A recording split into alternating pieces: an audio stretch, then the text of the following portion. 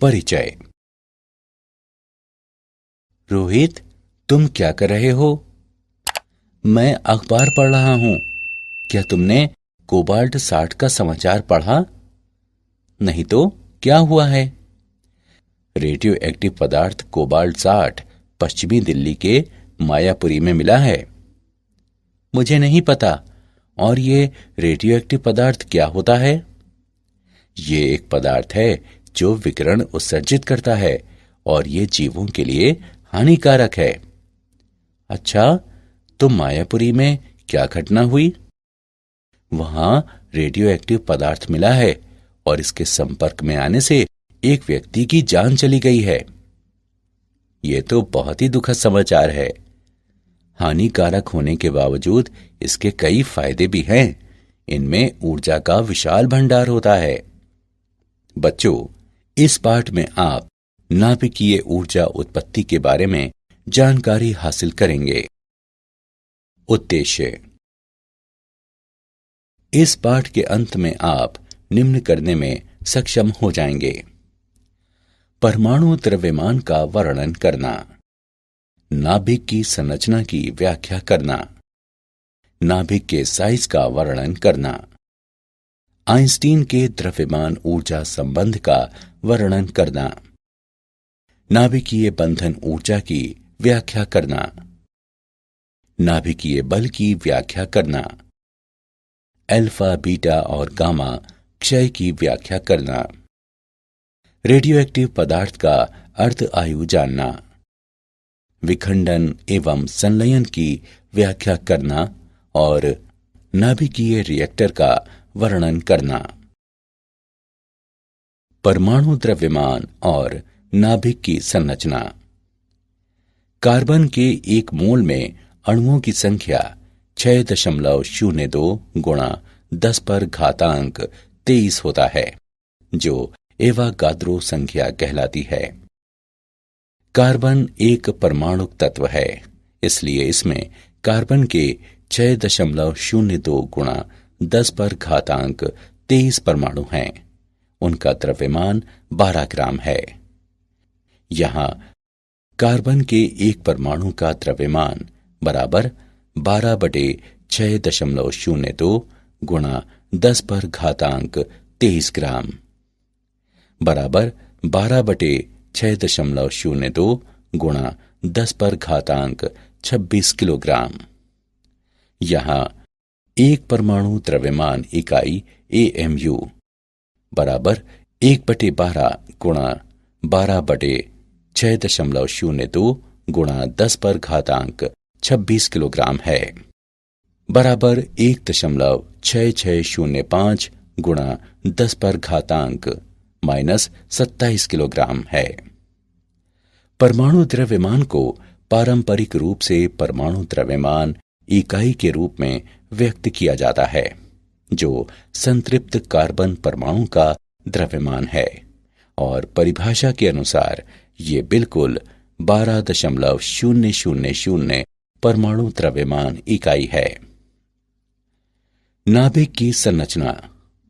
Alpha किरणों के प्राकीर्णन पर रदरफोर्ड के प्रयोग से हमें पता चलता है कि परमाणु में एक सूक्ष्म कठोर क्रोड केंद्रक होता है। परमाणु का लगभग कुल द्रव्यमान इसी में केंद्रित रहता है। इसी केंद्रीय क्रोड को नाभिक के नाम से जाना जाता है। प्रत्येक परमाणु के नाभिक में मौलिक रूप से 2 तरह के कण, प्रोटॉन और न्यूट्रॉन होते हैं। एकमात्र हाइड्रोजन परमाणु इसका अपवाद है। इस परमाणु के नाभिक में केवल एक प्रोटॉन होता है। किसी परमाणु के नाभिक में प्रोटॉन की कुल संख्या परमाणु के इलेक्ट्रॉनों की कुल संख्या के बराबर होती है। इसलिए परमाणु में वर्तमान कुल ऋण आवेश परमाणु में निहित कुल धन आवेश के बराबर होता है। ये परमाणु को पूर्ण रूप से विद्युत उदासीन बनाता है। नाभिकीय संरचना को इस प्रकार समझा जा सकता है।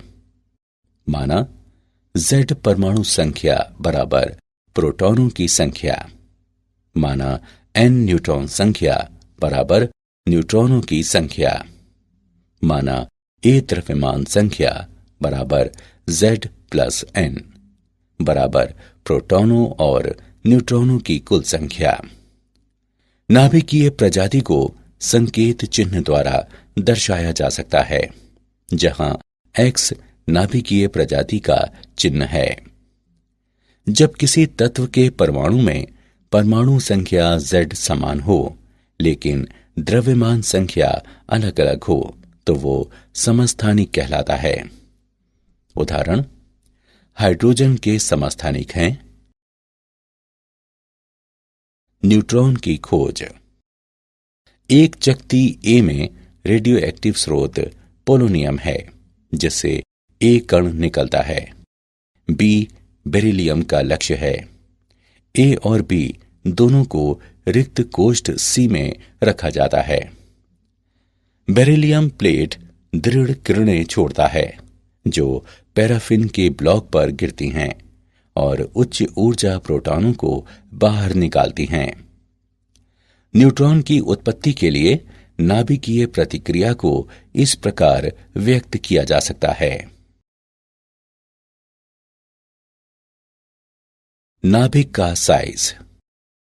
विभिन्न प्रयोगों से यह स्पष्ट हो गया है कि नाभिक की कोई ठोस और स्पष्ट सीमा नहीं होती है, जबकि त्रिज्या r को इस प्रकार से दर्शाया जा सकता है, r बराबर r0 गुणा a घनमूल, जहां r0 बराबर 1.2 गुणा 10 पर घातांक -15m अचर है जो सभी नाभिक और नाभिकों की द्रव्यमान संख्या A के लिए समान है।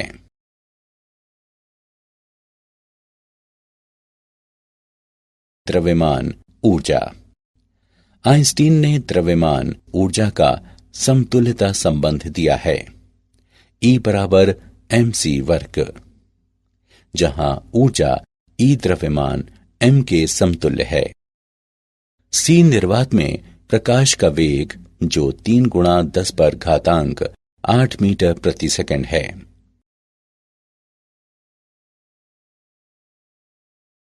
नाभिकीय बंधन ऊर्जा। द्रव्यमान क्षति। यह पाया गया है कि एक दृढ़ नाभिक का द्रव्यमान नाभिक के कुल द्रव्यमान जो प्रोटॉन और न्यूट्रॉन है उससे कम होता है। द्रव्यमान में यह अंतर डेल्टा m द्रव्यमान क्षति कहलाता है और इसे इस प्रकार से दिखाया जा सकता है। डेल्टा m बराबर ZMP plus A minus Z गुणा Mn माइनस M, जहां MP और Mn क्रमशः न्यूट्रॉन और प्रोटॉन के द्रव्यमान हैं। M नाभिक का वास्तविक द्रव्यमान है, A द्रव्यमान संख्या है, Z परमाणु संख्या है। ऊर्जा द्रव्यमान क्षति के समतुल्य है, अर्थात डेल्टा m गुणा वर्ग C नाभिक की बंधन ऊर्जा Eb है। ग्राफ से हम जानते हैं कि प्रति न्यूक्लियॉन बंधन ऊर्जा A के साथ बढ़ती है और इसके बाद महत्तम मान पाने के बाद धीरे धीरे घटने लगती है। मध्यवर्ती द्रव्यमान संख्या के साथ नाभिक को प्रति न्यूक्लियॉन उच्च ऊर्जा प्राप्त होती है। द्रव्यमान संख्या 56 के लिए प्रति न्यूक्लियॉन बंधन ऊर्जा उच्च है।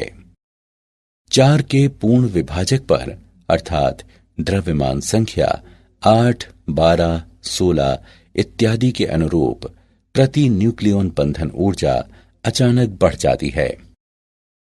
प्रति न्यूक्लियॉन औसत बंधन ऊर्जा 8 MeV है।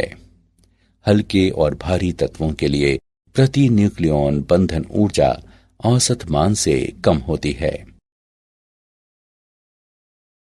नाभिकीय बल। नाभिकीय बल न्यूक्लियॉनों को एक दूसरे से बांधता है और केंद्र को स्थायित्व प्रदान करने में महत्वपूर्ण भूमिका निभाता है। नाभिकीय बल के गुण। वे सामान्य तौर पर आकर्षित करते हैं। वे स्वतंत्र रूप से आवेशित होते हैं। वे बलों के लघु विस्तार सीमा में होता है। वे चक्रण पर आश्रित हैं। वे अकेंद्रीय बल हैं। नाभिकीय बल 3 मूलभूत बलों गुरुत्वाकर्षण बल, कूलॉम और नाभिकीय बल में सबसे अधिक शक्तिशाली होता है। Radio active. अस्थिर नाभिक अक्सर अल्फा, बीटा या गामा किरणों का उत्सर्जन कर दूसरे नाभिक में परिवर्तित हो जाते हैं। इस तरह से एक स्थिति से दूसरे में स्वतः परिवर्तन को रेडियो एक्टिव क्षय कहते हैं। 3 प्रकार के रेडियो एक्टिव क्षय होते हैं। 1 अल्फा क्षय, 2 बीटा क्षय और 3 गामा क्षय। रेडियो एक्टिव क्षयता का नियम। यदि n किसी विशेष प्रकार के रेडियो एक्टिव नाभिक की संख्या है और प्रति इकाई समय में क्षय के लिए लैम्डा संभावित स्थिरांक है कि क्षय अचर है, तो अति सूक्ष्म समय अंतराल dt में नाभिक की संख्या में परिवर्तन का इस प्रकार वर्णन किया जा सकता है। dn बराबर n t plus dt minus n t बराबर minus n t lambda dt। ऋणात्मक चिन्ह बताता है कि क्षय के परिणाम स्वरूप नाभिक में ह्रास हो रहा है। माना n शून्य t बराबर 0 पर नाभिक की प्रारंभिक संख्या है, तब nt अर्थात किसी समय t पर नाभिक की संख्या को इस प्रकार से लिखा जाएगा।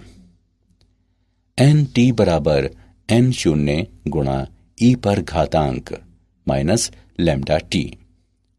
माना r क्षय दर है, जिसका वर्णन इस प्रकार किया जा सकता है। r बराबर माइनस tn बटे dt। इसे समीकरण 1 से चिन्हित करें। समीकरण 1 का अवकलन करने पर हम पाते हैं कि r बराबर लैम्डा n शून्य e पर घातांक माइनस लैम्डा t। माना लैम्डा n शून्य बराबर r शून्य। r बराबर r शून्य e पर घातांक माइनस लैम्डा t। यहां t बराबर 0 पर क्षय दर r शून्य है और किसी समय t पर क्षय दर r है। किसी रेडियोएक्टिव तत्व की विघटन दर इसकी रेडियो एक्टिविता अथवा सामान्य सक्रियता कहलाती है। इसे r द्वारा दर्शाया जाता है। सक्रियता को इस प्रकार से व्यक्त किया जा सकता है। r बराबर n लैम्डा। सक्रियता की SI मात्रक बेकेरल है। 1 बेकेरल बराबर 1 BQ बराबर 1 क्षय प्रति सेकेंड। रेडियो एक्टिविता। समय अंतराल t आधा के दौरान आधा नाभिक का जितना नमूना क्षय होता है उसे अर्ध आयु कहते हैं। t आधा बराबर समाकलन 2 बटे लैम्डा बराबर 0.693 बटे लैम्डा। किसी रेडियोएक्टिव पदार्थ की मध्य अथवा औसत आयु टाउ बराबर 1 बटे लैम्डा। उदाहरण: कार्बन का स्थायी समस्थानिक 12 और रेडियो समस्थानिक कार्बन 14 है, जिससे प्राप्त अनुपात 1/1.4 गुणा 10 पर घातांक -12 है। कार्बन 14 का अर्ध आयु 5730 वर्ष है। 1 ग्राम कार्बन नमूने की सक्रियता ज्ञात करें। एवोगाद्रो संख्या बराबर 6 गुणा 10 पर घातांक 23। हल: 1 ग्राम कार्बन के परमाणुओं की संख्या बराबर 6 गुणा 10 पर घातांक 23 बटे 12। बराबर 5 गुणा 10 पर घातांक 22। 1 ग्राम कार्बन 14 में कार्बन की संख्या 1.4 गुणा 10 पर घातांक -12 गुणा 5 गुणा 10 पर घातांक 22 बराबर 7 गुणा 10 पर घातांक 10। यहां नमूने की सक्रियता R बराबर लैम्डा n बराबर 0.693 बटे T आधा गुणा n बराबर 0.693 गुणा 7 गुणा 10 पर घातांक 10 बटे 5730 गुणे 365 गुणे 24 गुणे 3600 बराबर 0.26 प्रति सेकंड प्रति ग्राम, यानी लगभग 16 प्रति मिनट प्रति ग्राम। अल्फा क्षय। अल्फा कण हीलियम परमाणु का नाभिक है जिसकी परमाणु संख्या 2 और परमाणु द्रव्यमान 4 है। इसलिए जब रेडियो एक्टिव मूल परमाणु X से कोई अल्फा कण उत्सर्जित होता है तो इसकी परमाणु संख्या 2 कम हो जाती है और परमाणु द्रव्यमान 4 से कम हो जाता है। इसे इस प्रकार से दिखाया जा सकता है। इस प्रक्रिया से ऊर्जा क्यों निकलती है? आइंस्टीन के द्रव्यमान ऊर्जा संबंध से हम पाते हैं। इस समीकरण द्वारा इसे दर्शाया जा सकता है। Q बराबर mx minus my minus mhe समाकलन c वर्ग। ये ऊर्जा में विघटनज नाभिक और अल्फा कण की हिस्सेदारी है। उदाहरण निम्न है।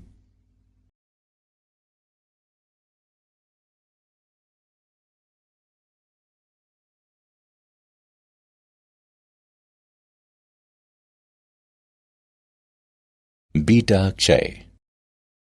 बहुतायत न्यूट्रॉनों वाला नाभिक इलेक्ट्रॉन और पॉजिट्रॉन के उत्सर्जक द्वारा अधिक नाभिकों में रूपांतरित हो सकता है।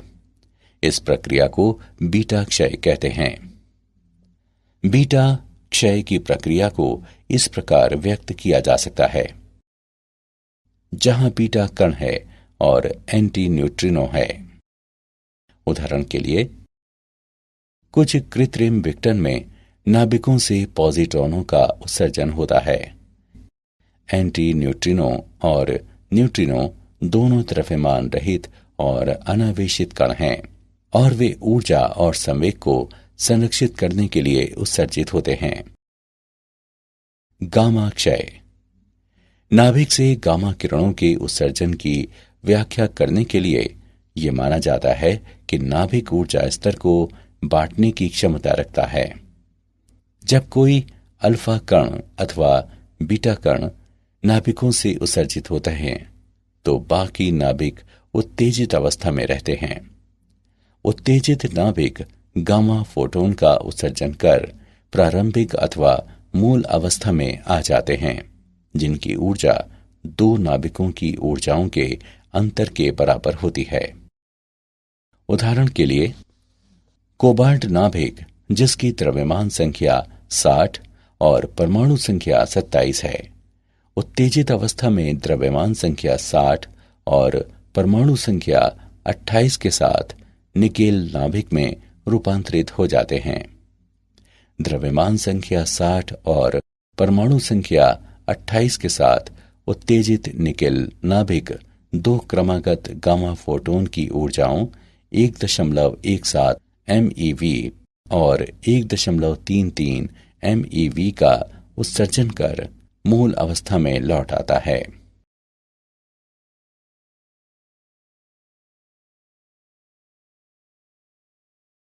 नाभिकीय ऊर्जा। परमाणुओं के नाभिक की संरचना में परिवर्तन हो सकता है। ऐसे परिवर्तनों को नाभिकीय प्रतिक्रिया कहते हैं।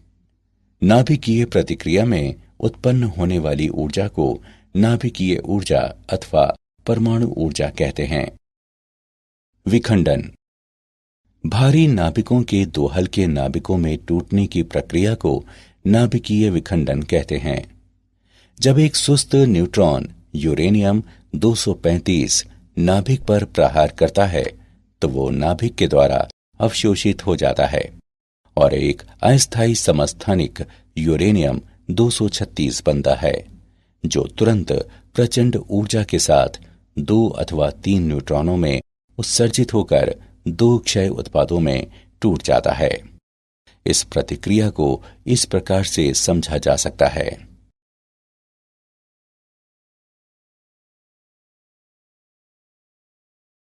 नाभिकीय ऊर्जा। श्रृंखला प्रतिक्रिया एक प्रक्रिया है जिसमें विखंडन के बाद न्यूट्रॉन मुक्त होते हैं और इसके बाद के नाभिक में कम से कम एक और विखंडन होता है। ये नाभिक न्यूट्रॉन उत्पत्ति करता है और इस प्रक्रिया को दोहराता है। यह प्रक्रिया नियंत्रित अथवा अनियंत्रित हो सकती है। नियंत्रित श्रृंखला प्रतिक्रिया। यदि किसी श्रृंखला प्रतिक्रिया को कृत्रिम रूप से इस प्रकार व्यवस्थित किया जाए कि प्रत्येक विखंडन पर 2 अथवा 3 न्यूट्रॉनों की उत्पत्ति हो, तो औसत तौर पर केवल एक न्यूट्रॉन के कारण बाद का विखंडन और इस तरह से विखंडन अचर रहता है। ऐसी परिस्थितियों में श्रृंखला प्रतिक्रिया को नियंत्रित कहा जाता है। अनियंत्रित श्रृंखला प्रतिक्रिया। इस प्रक्रिया में प्रत्येक विखंडन में 2 अथवा 3 न्यूट्रॉनों की उत्पत्ति होती है। औसत तौर पर बाद के विखंडन के लिए एक से अधिक न्यूट्रॉन जिम्मेदार रहते हैं और इस तरह विखंडन प्रक्रिया पर कोई नियंत्रण नहीं रहता है। इस प्रकार ये बहुत तेज प्रतिक्रिया है और इसमें बड़ी मात्रा में ऊर्जा मुक्त होती है और प्रचंड विस्फोट का रूप ले लेती है। इस प्रकार ये ऊर्जा हानिकारक है और ये परमाणु बम के सिद्धांत का स्वरूप ले लेती है। पुनरुत्पादन कारक। न्यूट्रॉनों की उत्पत्ति और न्यूट्रॉन के विनाश के दर के अनुपात के रूप में इसका वर्णन किया जाता है। श्रृंखला प्रतिक्रिया होने पर पुनरुत्पादन कारक 1 के बराबर अथवा समान हो जाता है। यदि F पुनरुत्पादन कारक का मान 1 है तो श्रृंखला प्रतिक्रिया को स्थिर कहा जा सकता है।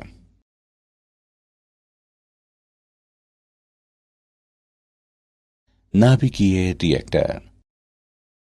नाभिकीय रिएक्टर एक महत्वपूर्ण यंत्र है जो नियंत्रित श्रृंखला प्रतिक्रिया पर आधारित है और विभिन्न उद्देश्यों के लिए उपयोगी नाभिकीय ऊर्जा का स्रोत है।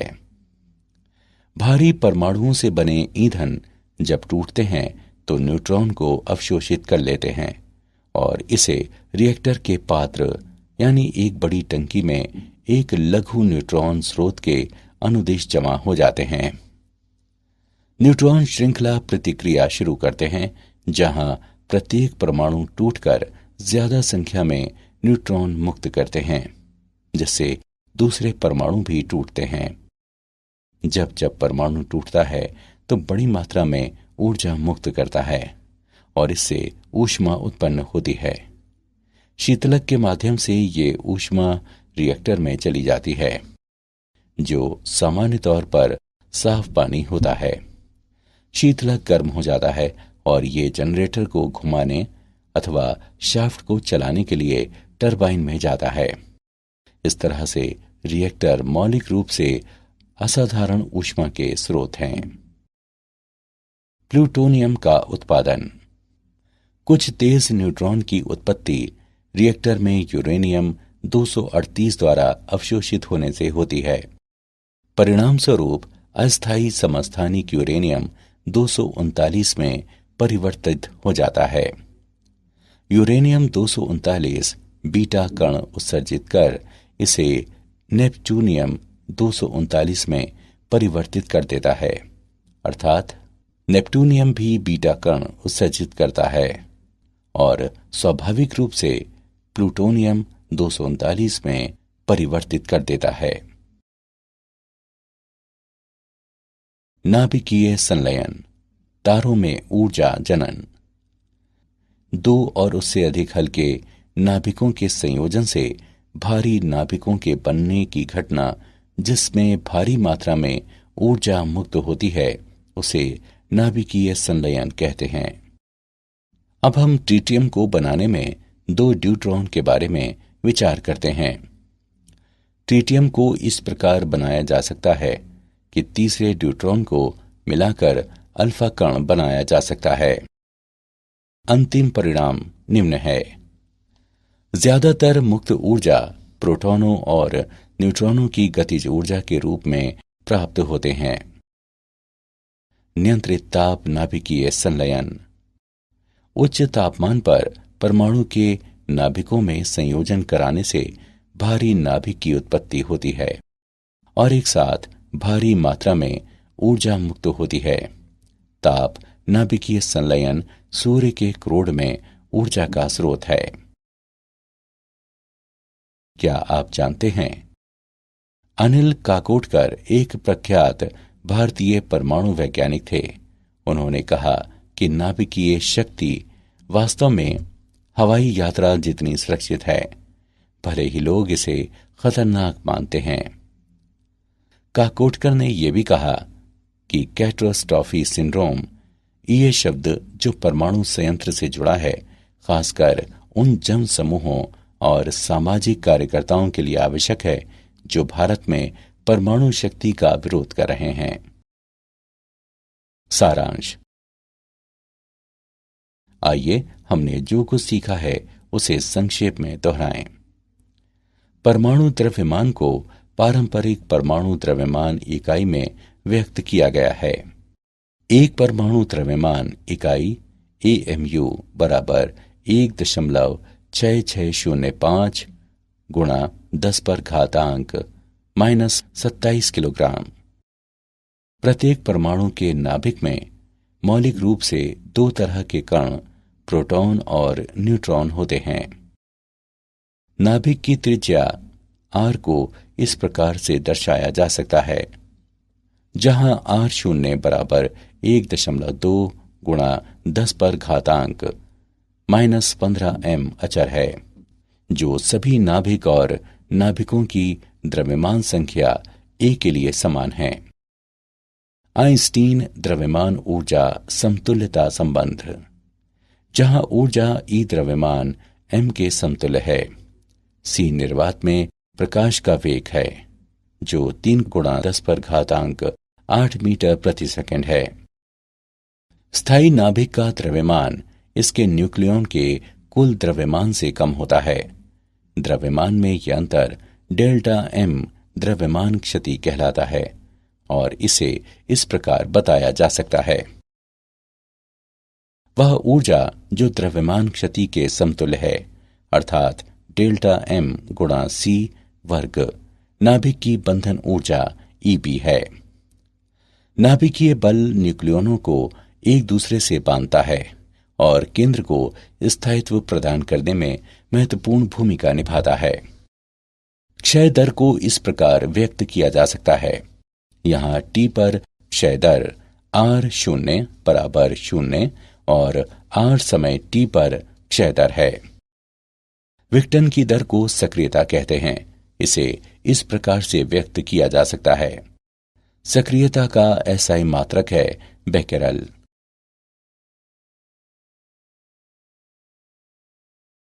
समय अंतराल t आधे के दौरान आधे नाभिक का जितना नमूना क्षय होता है उसे अर्ध आयु कहते हैं। रेडियोएक्टिव पदार्थ का माध्य और औसत जीवन टाउ बराबर 1/λ होता है। भारी नाभिकों के दो हल्के नाभिकों में टूटने की प्रक्रिया को नाभिकीय विखंडन कहते हैं। दो अथवा दो से अधिक हल्के नाभिकों के संयोजन से भारी नाभिक की उत्पत्ति की घटना को संलयन कहते हैं, जिसमें भारी मात्रा में ऊर्जा निकलती है।